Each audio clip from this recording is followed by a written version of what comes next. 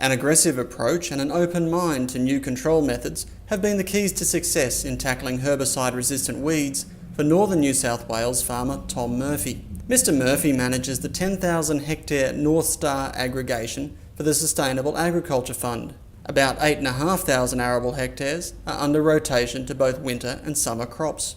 And while the grey self-mulching soils are highly productive and can store up to 180 millimetres of soil moisture, they came with an unwanted problem.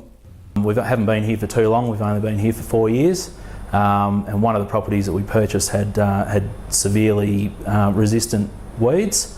The majority of the problems have been resistant barnyard grass. We've got some Group A resistant black oats, and we've got Group B resistant phalaris as well. That's a pretty big amount of trouble we've got. Mr Murphy also found evidence of herbicide tolerance among populations of feathertop rhodesgrass and fleabane. They were costly discoveries, with the added work and chemical required to control the full range of problem weeds, adding costs of $40 per hectare to the bottom line.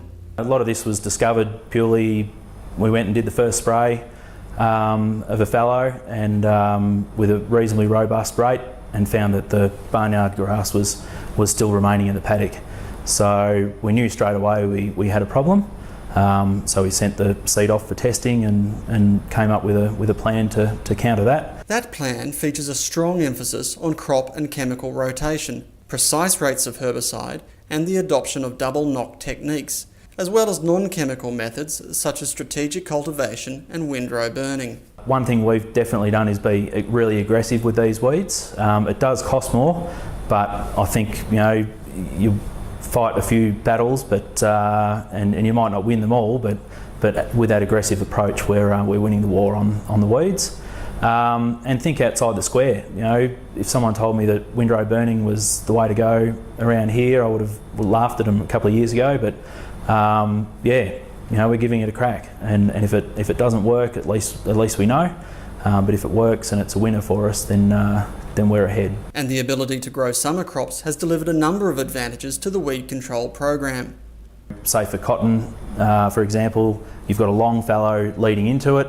You've got a crop period where you can use different chemistry, and then you've got a long fallow after it, as well as a mandatory cultivation. So we're really finding that's a big help. Mr Murphy is now a WeedSmart champion, a cross-industry initiative which promotes examples of best practice in the area of herbicide resistance. We got involved in the WeedSmart program purely because we've been through the tough lessons.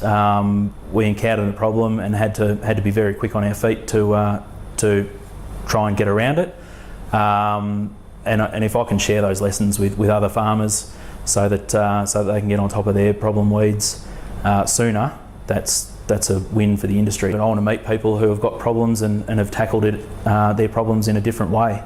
And if I can find a different way of doing something that's more cost effective, then it's great for the business that I run.